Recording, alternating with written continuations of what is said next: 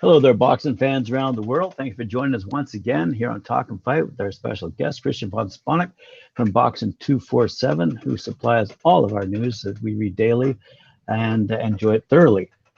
Today, Kristian and I are going to talk about women in boxing. And I got to say, you've probably got some firsthand knowledge to share with us. You're at the big press conference featuring Amanda and Katie, I believe on Monday. So why don't we start off? Why don't we start off with what you learned? First thing is that Amanda Serrano in person is absolutely lovely. Katie was sweet as well. The big thing from it is that it's just apparent that everybody and people that were surrounding Katie as well, without mentioning names, are actually favouring Amanda to win. Which is a shame. Katie, great undefeated, 20-0, all the pedigree, the gold medal, etc. The key areas that are being brought up repeatedly, whether they are right or wrong, is that she is on the decline, or certainly not at her peak as she was. Now, that opinion is based on the fact that the past couple of performances were subpar, not the usual Katie Taylor. She did struggle. Is that because she wasn't up for the opponents, and she may be up for the biggest fight of her career with Amanda Serrano? Or is it the case of she's on the downslide, you're going to have somebody with Amanda Serrano who's on the top of her game, very much so, who's going to pick her apart? Regardless, top of the game or not, I think Amanda is going to pick her apart with this one. You could see it. There's something that Amanda Serrano gives off, and it's something that I've with interviews I've seen before, didn't come across face to face. She gives off something.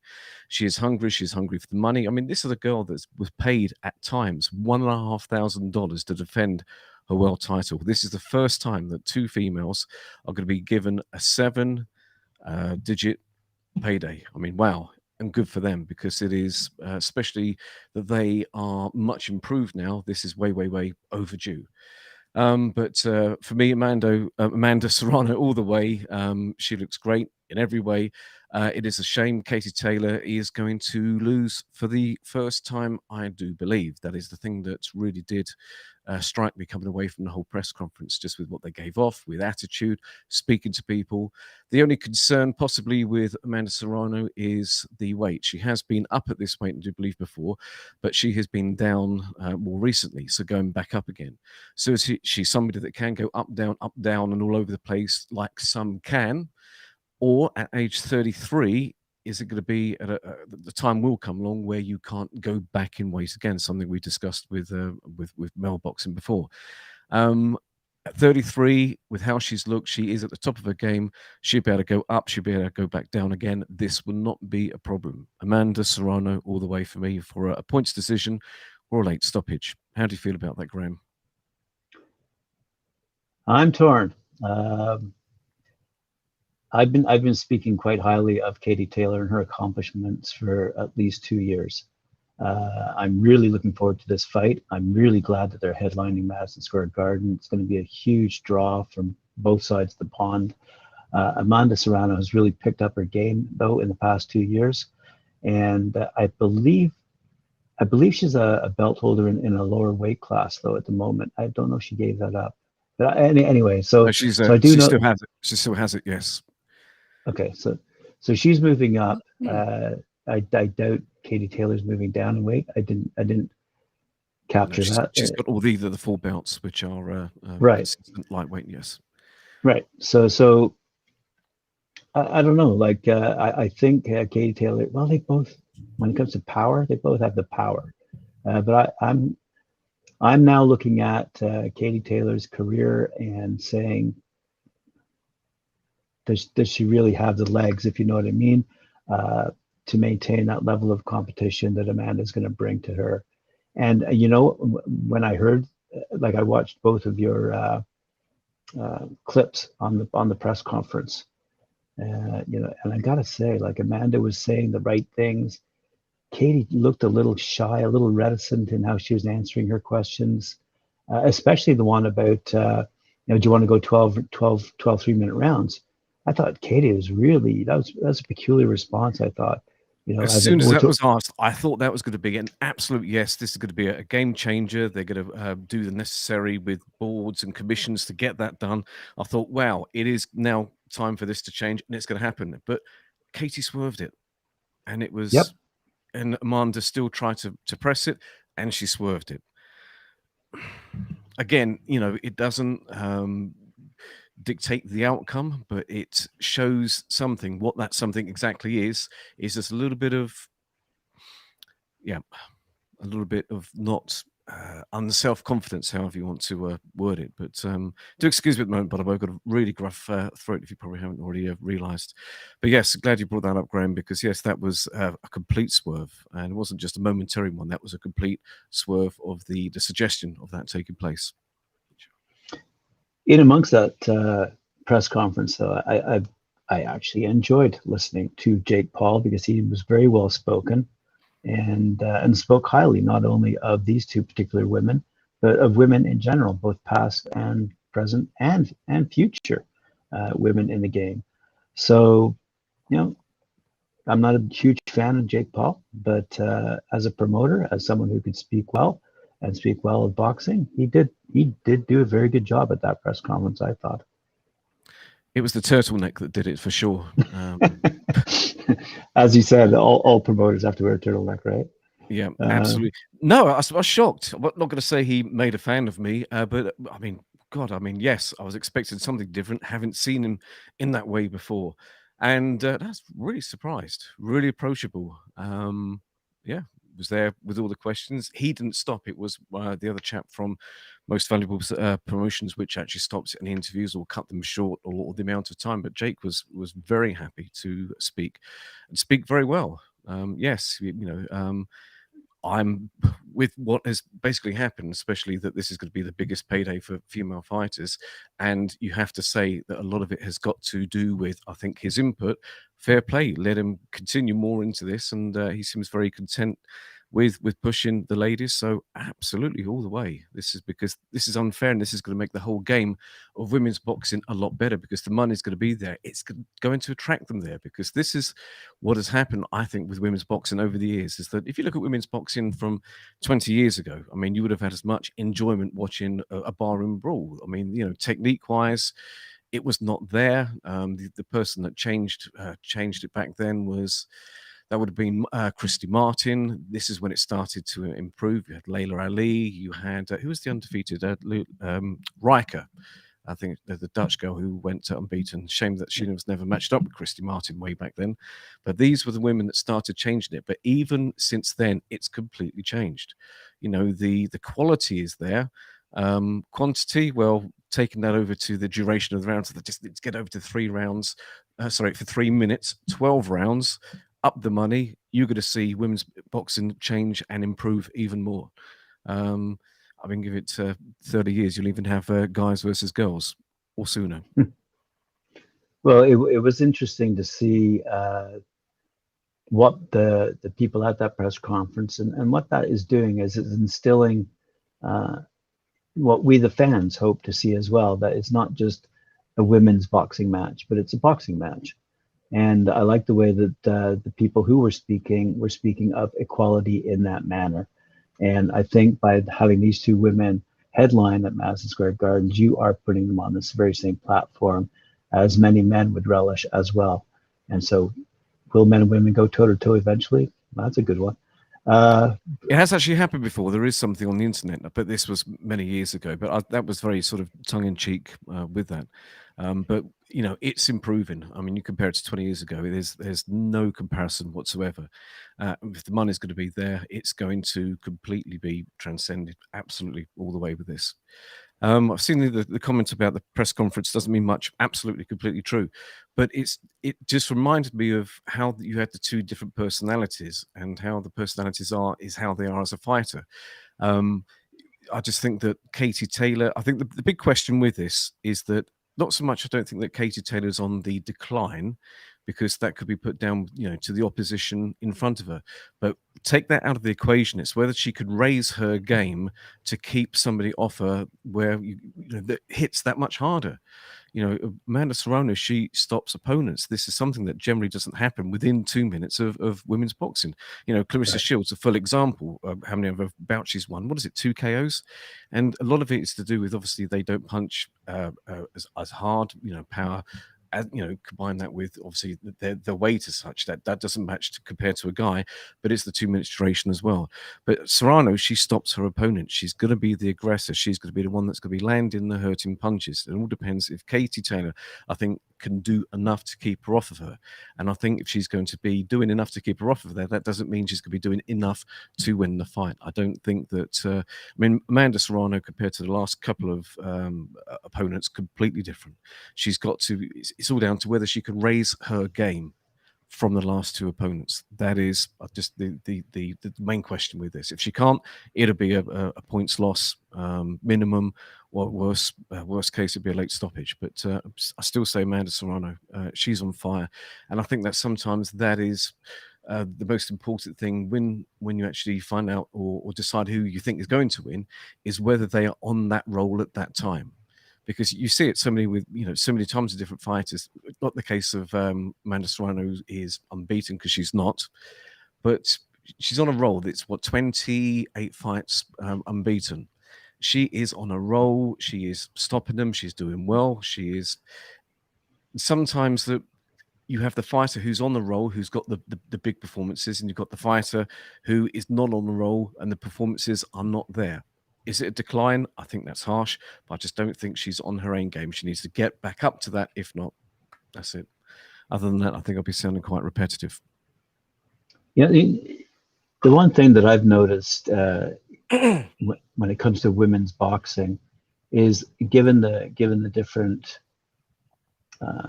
all the different divisions, but all the different titles that are available, an awful lot of them are still vacant.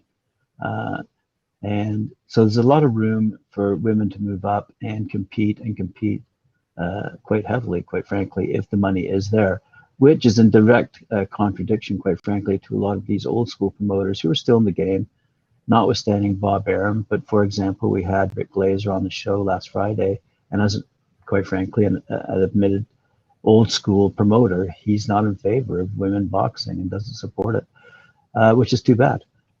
But there are an awful lot of vacant titles available, including, I believe, the heavyweight and light heavyweight. But I mean, how many heavyweight? Okay, I'm being a bit sexist, I suppose. I'm not really sure how many heavyweight women there are out there competing at this moment. But I'll tell you one thing.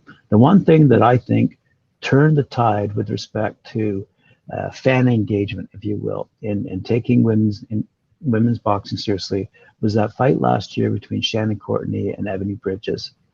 When we saw the result of that fight, yeah, Shannon deserved the win, because Ebony, if you remember the picture, I mean, her eye is the size of a grapefruit and fully blood red. And yet she fought all the way to the bitter end and was absolutely injured. I forget the headline at the time. It was beyond battered. I mean, poor Ebony took a beating, but stood on her feet to the very end, is my point. And I think that turned a lot of heads and took women boxing quite seriously. Not that they didn't before. I'm talking from a fan perspective. I thought it turned on a lot of fans, because the other thing that's going on in the sport, you have very sexy looking girls, quite frankly, very fit young women fighting. As you do in the men's sport, I suppose, you have very fit young men fighting it out, and that's what potentially attracts women. But anyway, the point of the matter is you've got an awful lot of young women now engaged in the sport, competing at various levels, and there are an awful lot of vacant titles available to be won. And if the money's there, you're going to see this sport, women in the sport, get very much more competitive very, very quickly. And I think this year, 2022, especially when we have Clarissa Shields, was Savannah Marshall who called out Clarissa. You've got some big name girls who are out there right now looking for big name fights. And if you have guys like Eddie Hearn and Jake Paul, quite frankly, as opposed to these quote unquote old school promoters putting up the money for these fights, good on them, because I want to see more of it. And I'm looking forward to it. Yes, for once the depth would be there, because this is one thing which is a shame about women's boxing. As much as they have improved as fighters technique wise, there still isn't a depth there. And this is why a lot of these female fighters can do multi-weight. And this is not taking anything from Amanda Serrano. A lot of them can go up and down in weights because the competition isn't there, and that's why you can fight for a world title as a female in your, just say hypothetically, 5th pro fight. The depth isn't there, and the money is going to bring it, and that is going to be a big game changer with the amount of people coming in. Quantity, you're going to get more competition. The competition will get higher. It's going to get good. I never used to watch it at all, and it's only as of 2-3 years ago that I started back watching it again. Yes, the Ebony Bridges showing was a very good gutsy performance, which was surprising from stereotypically where you'd see a pretty girl, you wouldn't think she's got a heart of a lion, but she did, bless her. This is a very good year for women's boxing, because you've obviously got this one and you've got the other big one, which is, touch wood, supposedly going to be made in the summer with Savannah Marshall and Clarissa Shields, obviously with Clarissa Shields winning last weekend against Emma Kozin. Right. I don't know if you saw. Did you see the fight? Nope. Savannah Marshall was ringside, and she was pretending to be asleep. Very comical. You had the end of the fight, and you had obviously the usual back and forth, and it was very unusual for the silent assassin. She's called a silent assassin because she's very quiet. But you had Savannah Marshall in a very unusual situation, and she was giving it loads. It was good to see. It really surprised me, actually. It was very loud, very outgoing for her. It'd be a great fight. I do think with that one, no other reason, I just think that Savannah Marshall is going to have Clarissa Shields' number. She shouldn't, because Clarissa Shields is that much better. I'm not going to read too much into the amateur win, with right. Savannah Marshall, the only person that's ever had a win over Clarissa Shields. Clarissa Shields' only loss. I'm not reading into that, because amateurs is one thing. That was a long time ago. They're two completely different beasts now. I'm just basing that on how they are now, and I just think that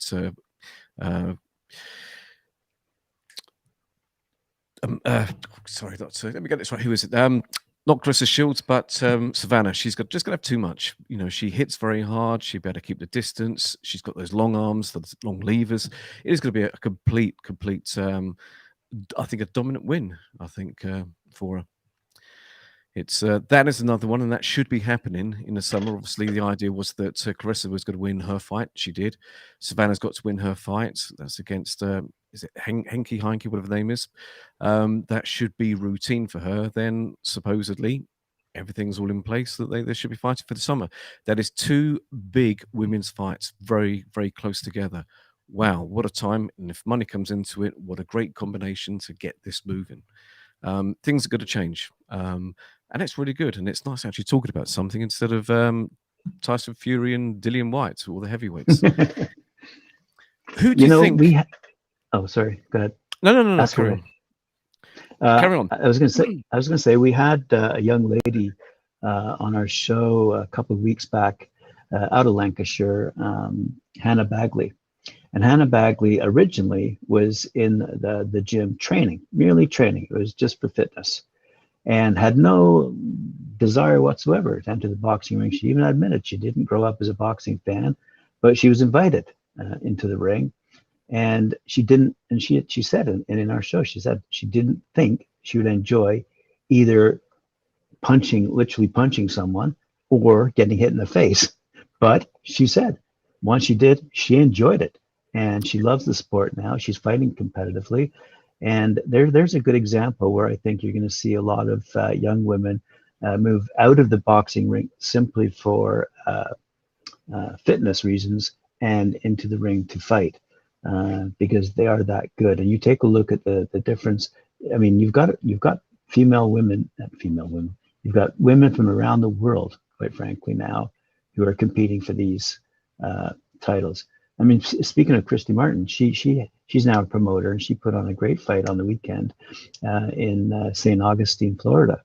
So women are taking their just due when it comes to their role in the sport. So the older women are remaining in the sport to bring up these young women through the ranks, And I'm seeing a lot like Jessica McCaskill. I mean, she's got a great future ahead of her too. She's got a few fights left. And it'll be interesting to see if you see the same thing happen in women's as you do in men's, the moving up and down the different weight divisions, and you see that level of competition height with every successive fight. And I think you will. I mean, take a look at Alicia Baumgartner. She delivers some heavy punches. I feel sorry for Michaela Mayer, by the way, being on Bob Arum's roster. I mean, she must feel like crap after what he said about women's boxing, you know. So there's a couple of really good names out there that I think will bring fans, not only pay-per-view fans, but fans into the stadiums or arenas to watch them go toe-to-toe. Certainly, Amanda Serrano and Katie Taylor going toe-to-toe is just going to heighten the level of exposure to what you might see of a comparable men's event. So I'm really looking forward to it. I really am. I think it's going to be a great year. So it's an early prediction. Savannah Marshall, Clarissa Shields. Who do you have winning? Clarissa Shields. Interesting, because we don't agree on that one. And Katie Taylor, Amanda Serrano. I'm gonna pick Amanda Serrano. As I said earlier, I've been a big fan of Katie. Been promoting Katie for 2 years, but this fight, and especially after the press conference, it just didn't seem like Katie's heart was in it. Like, it didn't look like she was gung ho, like she was itching to fight, like she was. I'm not gonna say it wasn't the usual Katie Taylor. Absolutely, and this is what I mean by she's got to bring back her old game, and that is the question. Because the Katie Taylor of the past couple of fights will not live with Amanda Serrano at all in that fight. It won't even be close. Again, I just think that's the deciding factor with all of this. Yeah, Hannah Bagley. She and it's funny you brought this up. She had, if I remember right, she was a white collar boxing, I do believe. And that is something in the UK that is really on the rise. I must look into this more. I've never been to a white collar show anyway, but there's so many more of these happening now. And I think this is going to be bringing, again, if the money is there, it's going to be bringing more women over via this route. Hannah Bagley actually had about a couple of fights, I think it was. I know she was meant to be fighting on a Dennis Hobson show in the UK. The opponent pulled out last minute. She had an exhibition bout with Hannah Rankin. Remember that was up in, I think, Sheffield, I think it was. But yeah, attractive young lady as well. But yes, there's glamour coming over. Everything else, the money was just the one thing that was lacking. I mean, Amanda Serrano, $1,500 to defend a world title. Ridiculous. How the hell? I don't know how long ago that was and for which title, etc. But still, regardless, a world champion, really? I think a world champion in any sport would win more than that. But no, Jake Paul, his input, I can only assume, I don't think it would have been happening had it not been for Jake Paul coming in with this and being Amanda's promoter. So I'm going to say thank you, Jake Paul, because I think things now are going to get very interesting. I really hope that he expands his stable and grows his team and puts more women on the world stage. He could and he should. And that would go towards putting his money where his mouth is. No disrespect, because quite frankly, I didn't like him as a fighter. I didn't like who he was fighting or choosing to fight. I did think it was just all a bit of a self-promotion. And but now, I like I said, at that press conference, I actually enjoyed listening to what he had to say about women in general and the sport of female boxing. I mean, it is growing by leaps and bounds. I mean, 2 years ago, here on Talkin Fight, we joked about starting our own management company because the women who we were talking to were admitting they were getting paid such small amounts of money. And we're sitting there going, wow, we should manage some of these girls, put on some of these fights. We'd make a shit ton of money, quite frankly. And anyway, 2 years later, with Jake Paul now bumping those figures up into the 7 figures, I think we're out the game. But nonetheless, I mean, it's really good to see the progression of the sport as quickly as it has. Well, Katie Taylor might argue it's taken since 2012 when they first had women in the Olympics boxing.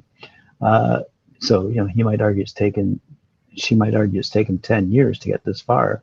But I've seen a super fast rise in the popularity of women's boxing in the past 2 years. And the women that we interview are so excited, so amenable, so agreeable to fight. Take a look at Miyamoto, probably unknown in most of the world, but a New Zealand champ, mother of 5. I think she's undefeated now, and people like that are gonna make changes, if you will, in attitude, the way we perceive women in the sport right now. I mean, with the women in the Olympics, that made a big difference. That really did solidify women's boxing, and I think that's Katie Taylor to thank, because I think if the story is right, that she's the one that went to the Olympic Committee and said that should be women in the Olympics and the rest of it. And with her winning gold, all the rest of it, it's history. Just breaking away for women for one moment, I'm just curious to hear your thoughts, because I don't think we've ever discussed it before. Jake Paul, just on the subject of him as a fighter, how do you rate him? Bear in mind he's had 5 pro, in inverted brackets, fights. How do you view him? Absolutely did not take him seriously until that last fight. When that knockout truly was an amazing shot. Absolutely floored the poor guy. He landed face first on the canvas. That guy was out cold. And so I'll give Jake Paul credit. And you know what? Going back a year or two, who the heck were we interviewing? We were interviewing a chap out of what was his name? Anyway, out of California, who had been in the ring with Jake Paul, training with Jake Paul, and was telling us how seriously Jake Paul was taking his boxing, his training in particular. He really wanted to learn the sport. He really wanted to learn how to box, not just punch. And so, Zab Judah. So there's a great boxer being interviewed by us, telling us to watch out for this guy, Jake Paul. He's taking it seriously. He's taking these training sessions quite seriously, and watch out for him. Now what we were getting upset was with the level of competition. Was it being taken? Was it taken for granted who he was fighting, because he knew he would beat them? These people weren't professional boxers. These were former MMA fighters, and even one might have taken a dive. But for $1 million, maybe that's what he did do. But at the end of the day, up until that last fight, I didn't take him very seriously. I like him, to be blunt, much better as a promoter. He's got 20 million followers who literally could begin to follow boxing, the real sport of boxing. And if he does, he will change the game. And if he says what he says he's going to do, and that is elevate women in the sport, wow, more power to him. I'll give him that credit. But up for his first 4 fights, which we watched, I'm not going to say I wasn't impressed. I mean, he knows how to perform. He knows what he's doing. But remember too, these were Triller events. So were they boxing events or a concert interspersed with some level of fighting? Just was what it was. So we weren't really taking Jake Paul, the boxer, quite seriously up until that last fight, and that knockout was incredible. Agree with you fully, but I took him more seriously from the first Woodley fight. As much as it was debatable who won, it was a split decision win, etc. He just looks more of a fighter at that point. And I do get the negative press, etc., towards him, because obviously he's put himself on the top of a bill, in front of a heck of a lot of people. But that aside, he's now had, in inverted brackets, I'll try and choose my words right, as such, 5 kind of professional fights. Really, take the novice YouTubers out of the equation. That's going to be, how many did he fight? He fought 1 YouTuber. One of them was other chap who went face first down on the floor with the dreadlocks? Nate Robinson. What was he? He was an NBA guy. So he was a basketball player turned boxer. So a basketball player, okay. MMA fighters, you had a wrestler. He chose somebody that wasn't a striker, okay. Woodley was reasonable as a striker and as a boxer, and came in both of those bouts to win. Now, the first one, I thought that's when I started, when he started going up with that one, because I think, hold on a second, take away all the negative press, because people always hate anyway, and people will certainly hate when you see somebody at the top of the bill like that. But if you look at any other fighter that has had 5 pro fights, and especially with no amateur background. Taking that into consideration with the power that he is showing, because of that was obviously a powerful shot when he knocked out Woodley in the second fight. That would have knocked out a lot of other people. There are not many people with 5 fights that are doing that. And I hope the Tommy Fury fight does go ahead. I don't think it will. But I think Jake Paul would have won that fight. And Tommy Fury is a boxer and undefeated. Okay, we can scoff at that because the level of the opposition hasn't been high. But, and he's had probably 5 fights as well. It's 7 or 5 or something that's around that area. I think he would have, I think he would have beaten him. Because you look at Fury, how he fought the other chap. I can't remember the guy's name. Was it somebody Taylor? He was an ex-MMA fighter. He was completely, he's a lot lighter than Fury. He was a heck of a lot shorter, and he made a fight of it. So that was a pro boxer in boxing against an MMA fighter, and the MMA fighter was doing really well.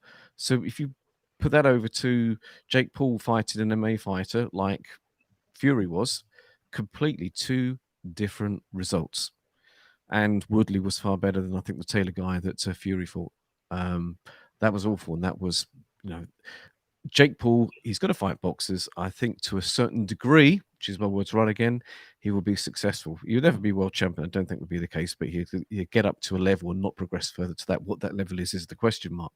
But certainly as a 5-0 fighter, where basically probably 3 of them really aren't proper fights, you might as well say, in hindsight, 2 proper fights as such with Woodley, he's not looking bad. I do think.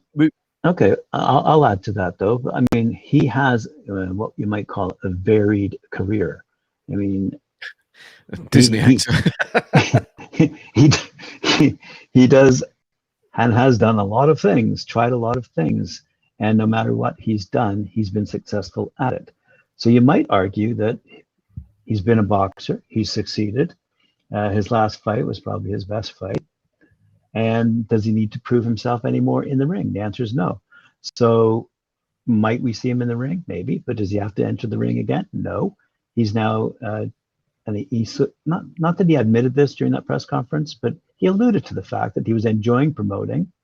Not that it's up his alley, but in the sense that he's a newcomer to the game and he's learning and he's enjoying learning. It's something else for him to tackle, and he is tackling it very, very well. So for him, now maybe his ego will put him back into the ring, but does he need to go back into the ring? And the answer is no. He can exit at the top of his game, quite frankly, if that was what his goal was, and be happy with what he's achieved. He certainly doesn't need the money, as opposed to many other people out there in the boxing world who do need the money. But at the end of the day, that's what I'm saying. I'm saying, wow, if he recognizes, I mean, he's invested in, if I'm not mistaken, UFC to enable those fighters to get a bigger paycheck. And if he's entered the game with respect to women in the sport to enable them to get a bigger paycheck, I mean, wow, there aren't too many people out there who will say, I'm in this to ensure that that guy or that gal gets paid accordingly. Like, there's not too many people who will say that. Absolutely. I mean, short period of time as a promoter, he's in it. Short period, huge fight made. Wow, what a start. I'm talking myself into being a Jake Paul fanboy here, but varied career, yes. When I told my elder daughter that we were coming here, she's like, "Oh, I love him. I used to, watch him on Disney." Like, yeah, that same one. He's going to fight again, as you said. It's going to be later this year. He will, and I think you'll find that he will fight until he gets beaten. I think it'll be continual. Call it ego, call it whatever. I think he does need the money. He's worth 30 million, but I think when you're 20, how old is he? Early 20s, whatever it is. I think when you're that age, you go through money, especially with the lifestyle he's got, very quickly. So that would, well, but saying that, where's the money from? The boxing? Not really. That's from YouTube. So the YouTube thing is not going to all of a sudden stop. That's only going to grow. So actually, I'll take that back. But maybe if the money all helps, all goes into the same pot. 30 million, I think he's doing quite well. But no, welcome addition to boxing. I was about to say. Yeah, I mean, we have spoken about this before, actually. Where does it actually bring in new blood, or does it take away from old blood, as in the amount of money? Because people have only got so much money to spend on pay-per-views, on subscriptions, and everything else. So Right. with these Triller or alternative events mixed with music and 54-year-old ex-heavyweight champions, etc., and this triad thing, what do you make of that triad all in the... I must watch it. Actually, I did see the Bulgarian chap who won against, was it Frank Moore? That was, if I've got the name right, that was Pulev. Was it Moore? I think he was fighting. That was just an absolute blowout. But that's just alternative stuff, which is just seems to be what that channel is all about. Whatever. But welcome addition to boxing. Yeah, I think it can help if you work one thing to the other, because yes, people have got so much money to spend on pay-per-views and subscriptions and everything else. Taking that into equation, I think he's a welcome addition, because it does. Boxing is not as, people say boxing is not, at the top of the game at the moment. Yes, it's not the 90s. Yes, it's not the 70s, but it's not that low. Otherwise, these big funds would not be there to pay the big fighters. And that goes into that good old thing where you have a top UFC fighter, with how much they get paid. The last one was $500,000. These are only rough figures, where a heavyweight champion now will get paid, which champion do you want to do it? 20 million, just rough figure. The two isn't comparable. Does that mean that Dana White doesn't pay his champions high? Or is the case of the money just isn't there compared to boxing? But the only point I'm just trying to make from that is that, boxing isn't as bad as people say it is at the moment. What is missing at the moment is the top fights being made. That's the problem, and that goes back to old conversations that we've had, where fighters are not prepared. The top fighters not prepared to meet each other for whatever reason. Full circle back to women's boxing, and you've got two fights where you've got the best versus the best, with all of the two fights back to back, two different promotional outfits. That is so good to see, so good. Just seeing a couple of comments about white collar. With the white collar boxing, yes, they seem to be. I don't know much about it. I don't know what it's like over with you, but over here, it seems to be you've got a couple of good, or this is, okay, I can only talk from how it was, say, a number of years ago, because I was going to do a white collar fight. But you seems to have, in a very black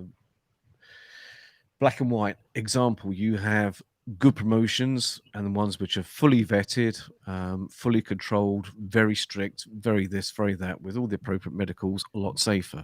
And they've got, say, the age, I can't remember which one it was something like I think it was 46 or something, because that's when I hit 46. I got injured, then I couldn't do it because I was 46 by the time my injury recovered, gutted. But then you have all the others, as everyone was telling me about. And I looked at some of the other white collar events which were on YouTube, which were from the batch of the others that I was told about. And I was like, no way. Not that there was anything to be scared of, apart from it was not controlled.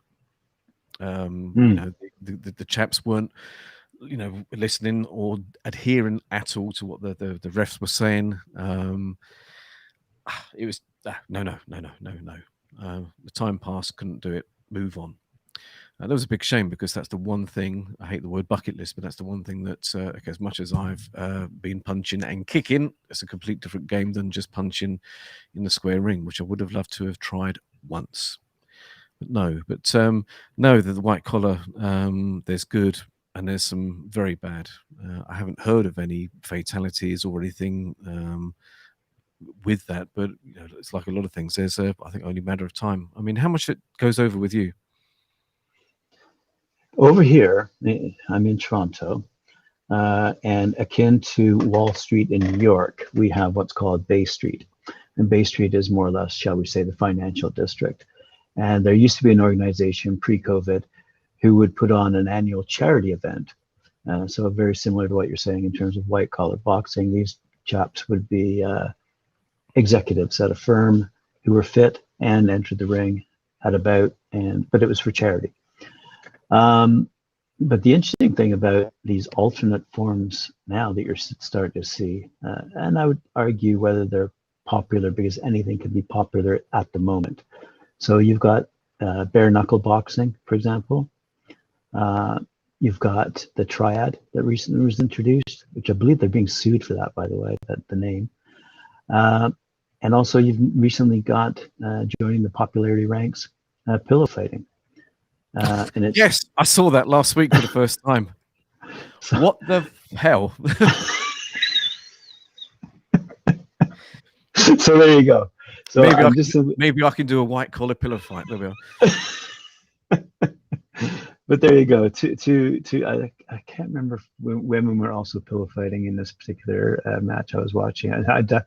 They were definitely two big boys going at it, swinging these pillows at each other. I mean, they certainly look like heavy bags of something. But anyway, it's interesting, and I think therefore, if boxing is to stand on its pedigree, you've got the history, you've got the legacy, you've got the names in the game.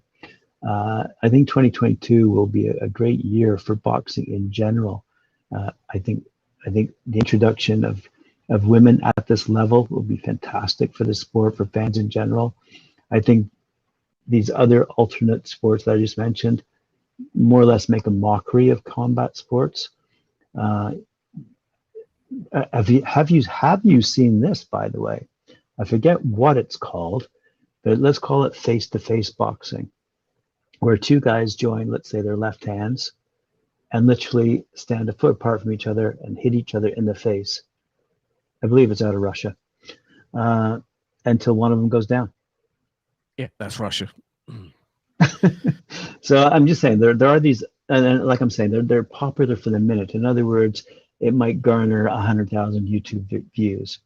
But are there fans? No, I mean this is stuff that the one-hit wonders that we used to call it in the music industry. They're the one, where are they now type thing.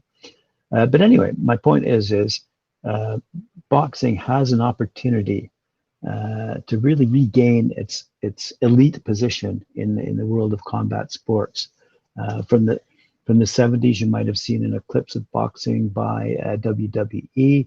You might have seen an eclipse of WWE, although that could be argued, by the UFC. But I think nowadays boxing can make a statement by being properly controlled. I was about to say rigidly controlled, but that would be the wrong word. And there are still a lot of changes to be made. There's still in my humble opinion, it's still very confusing for the average fan to understand the different divisions, the different organizations that compete against each other. There still needs to be more unification, actually, if you ask me, in the sport. And more or less what we were saying earlier, we really need to see more of the best go toe to toe. In that respect, if I can backtrack for 1 second to something we were mentioning last week, you were talking about Canelo and how he is basically buffered his career statistically, but I believe he's about to sign a deal via Eddie Hearn, if I'm not mistaken. And I'm not reading this off any screen, but against Bivol and Triple G would be his next opponents, which is something we mentioned last week. What has happened then to Makabu? That's a good question. I haven't seen him in the headlines this past week. Because there's been nothing about it. The last thing was that obviously the fight with Makabu and the other chap, the rematch, whoever was going to win that WBC had given the approval for that to go ahead. There has been nothing at all mentioned since. Now, out of curiosity, I know this is going way off women's boxing, but I'm very good at that. We've brought up Canelo. Did you, with what I was saying about the type of opponents that he has faced recently, as in typical, and not being racist, I've got to choose my words right with this, but the white non-movers, did you check his career to see what I meant? No, I didn't. Sorry. I didn't do my homework. Sorry, Teach. Okay, well, do check, and I'm curious to hear next week what you think, because it wasn't after the Mayweather fight where that he was outboxed. I know a lot of people say that Mayweather was picking on somebody that wasn't at the top of their game yet, hadn't fully matured, but being fair, Mayweather was the other side of his peak as well. So you had somebody not as good as they were against somebody or not as good as they could be against somebody that's not as good as they were. But since that loss, there was one other loss, I think, that dotted the I's and crossed the T's against whichever fighter it was. And it was a close fight, and they gave him fits because they were outboxing him. He just stayed away from boxers and has, I think, there's maybe, allow myself to be correct, one deviation from that, but there will be, regardless of whatever deviation it is, there will be a but to it. They've all been stereotypical European stand-up fighters that will stand in front of him and fight. Yeah, the exception was Billy Joe Saunders, but then Billy Joe Saunders was not the maneuvering boxer he was at middleweight, and a more static Billy Joe Saunders. Hence, the risk was taken there because Billy Joe Saunders was not what he was as a fighter. But every single fighter has been a person that at least would be somebody that would stand in front of him. Still a great fighter, but not the pound for pound best because he has been very much cherry picking the fighters.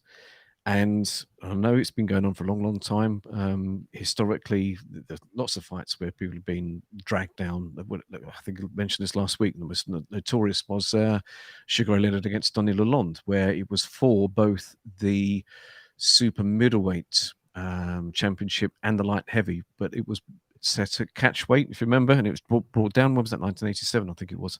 Lalonde was brought down in weight, and he was drained. And if you look at how he was physically, his body was not the same as how he was as the light heavyweight champion. But that is the tactics that is going on now with Canelo, unfortunately. Whether it be, was mentioned, catch weight, or there be some kind of, it's quickly after your other fight. Sergey Kovalev, when that fight happened, he had that life or death with Anthony Yard. He knocked Yard out, luckily, because he was behind. And then it was like weeks later, he was fighting Canelo. Very, very quick, and who won. But they've all been Rocky Fielding. All these fighters have been English, European fighters, not movers. Somebody that does that, and for it to be very obvious in your face to me, doesn't belong in pound for pound, which is unfair. The heavyweights at the moment, they're not getting together. And again, I'm going to relate this to the women. Katie Taylor, Amanda Serrano, they are the best. It has happened.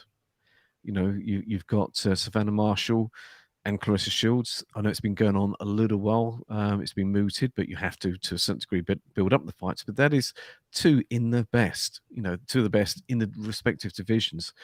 Again, this is showing up the guys, because the guys are just too.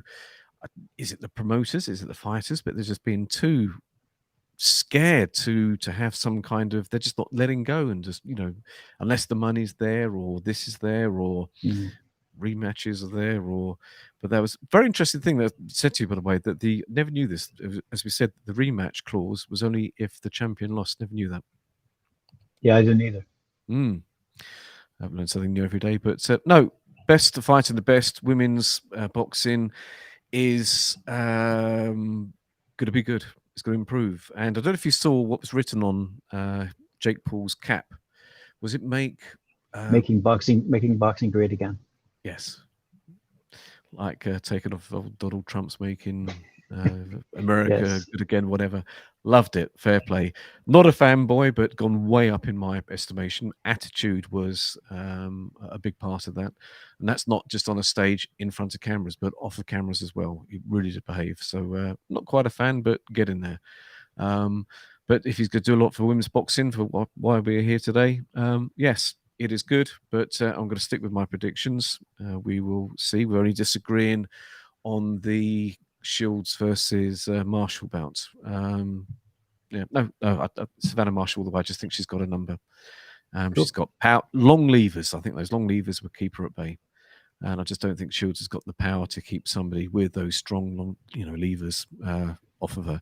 I mean, she is so strong. And I remember a short while ago a picture taken with Marshall, and I had my hand around her back, and I just literally just put my hand on her back. It was like, imagine, hitting something solid. That girl is so strong. It was like hardened bodybuilder's back. It was solid. Just patting the back, just arm around, patting the back, nothing else.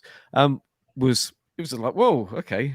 Sort of don't upset her, because just imagine, she's strong, and that'd be too much for Clarissa. No.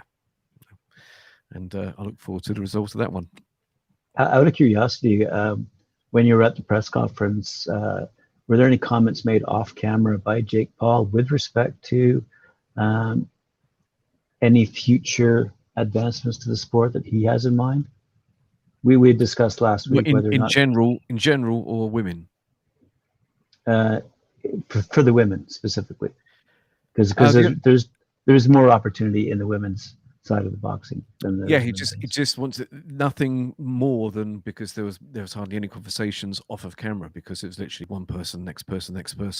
But it's just that the general feel is that he wants to build the stable, the money. This is not a one-off. He's going to put more money into it, and he was, as you were saying earlier, just going on about the women's sport, making it good. I mean, if that is wholeheartedly meant, which as far as I could tell it was, fantastic, great, excellent.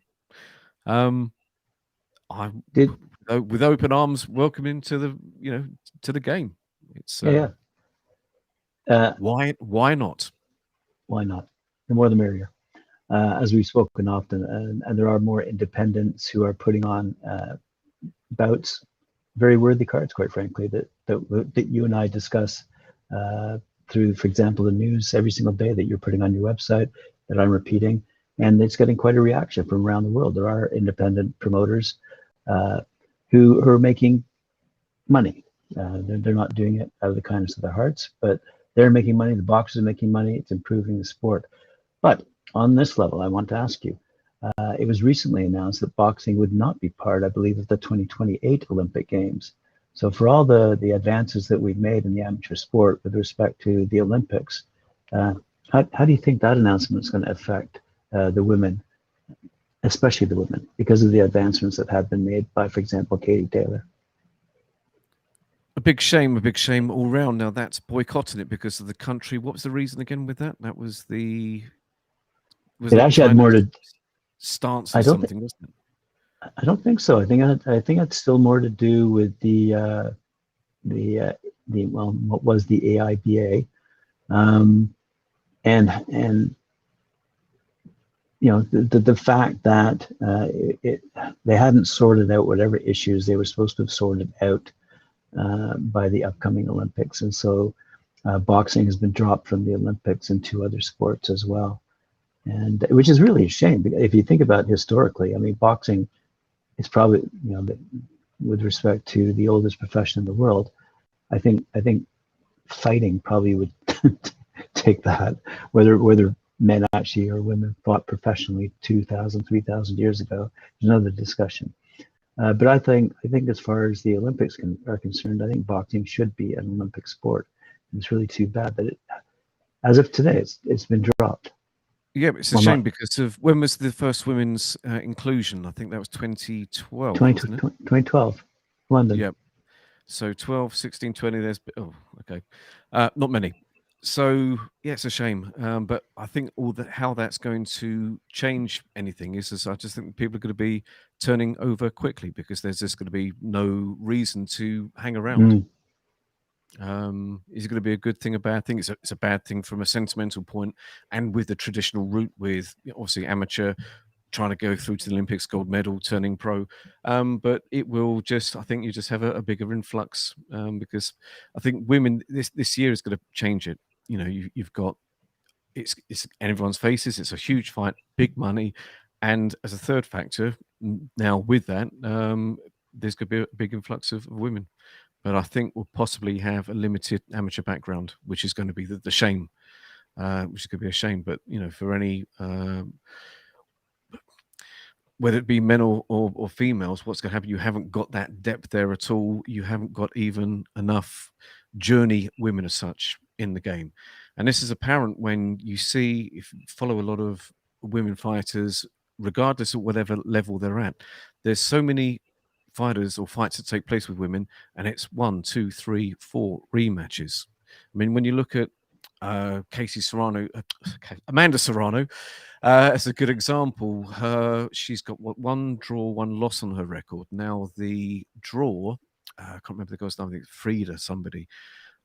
She actually fought a further 3 times, winning all 3 bouts. It's a shame that she didn't have a rematch, the one that beat her.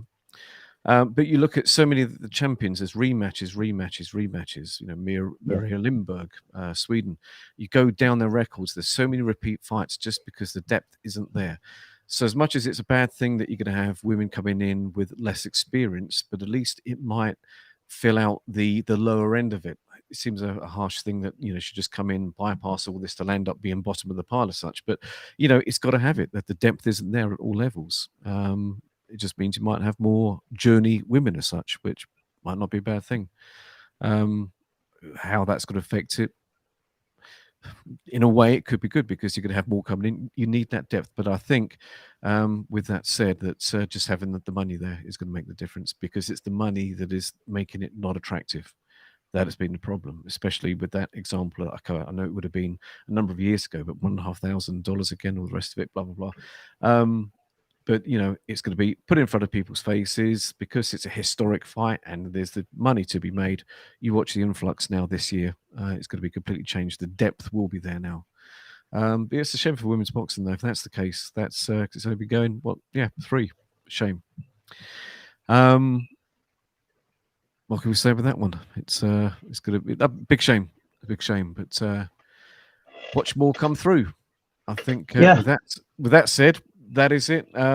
It's just a good year. I think so. Let it happen. Let the good fights continue, and the summer we'll have. I think we'll have a new undisputed champion.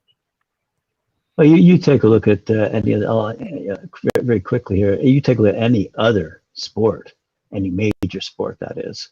I mean, 99% of these athletes aren't being groomed to compete in the Olympics.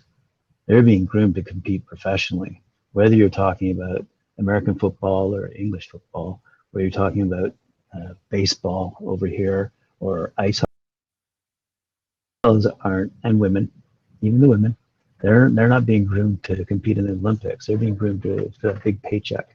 So I think, I agree with you 100%. There's not going to be much of a difference now. I mean, it is a recognized sport among the women. Women box, that's what they do. I know my parents would never agree to women in the ring. They would never agree to that. And but times have changed, and women now fight in the ring and fight competitively and fight fiercely and fight bravely. And I respect that and love it and want to see more of it. It's just a shame, and I shouldn't be saying this, but it's, you know, when you have sweet Katie Taylor, such a sweet girl. She's, you know, quietly spoken, all the rest of it. You know, as much as I'm saying Amanda Serrano is going to win, I think it could be a stoppage. All the rest of it's going to be such a shame, either one of them. And, you know, Amanda Serrano, lovely girl. I'd never considered her as an attractive woman. Gosh, she stole the show with how she was. She was absolutely stunning, I thought. I had to have a picture taken with her, of course. Yes. It's just that is the shame, you know, but that is that stereotypical thing as such with women in something, a bloody sport, if you want to put it that way. I hate saying it like that but at the end of the day, that's what boxing is. And seeing Katie Taylor, I think, lose, and it's not going to be a pretty sight. It's going to be a shame, but that's just a guy who's got daughters, all the rest of it. And sweet Katie Taylor, it's a shame. That is it, I think, for me. Run dry on the ladies today. Very good. Very good discussion. Yes, absolutely. It's not what we usually discuss, which is good. So. Well, we'll see what happens in the next 7 days, right? Yeah, absolutely. Yeah. Good stuff. Thanks. Yep. Thanks very much. Appreciate it. Remember, fans out there, remember to like, share, subscribe, and we'll see you next week, Kristian. Thank you. Take care.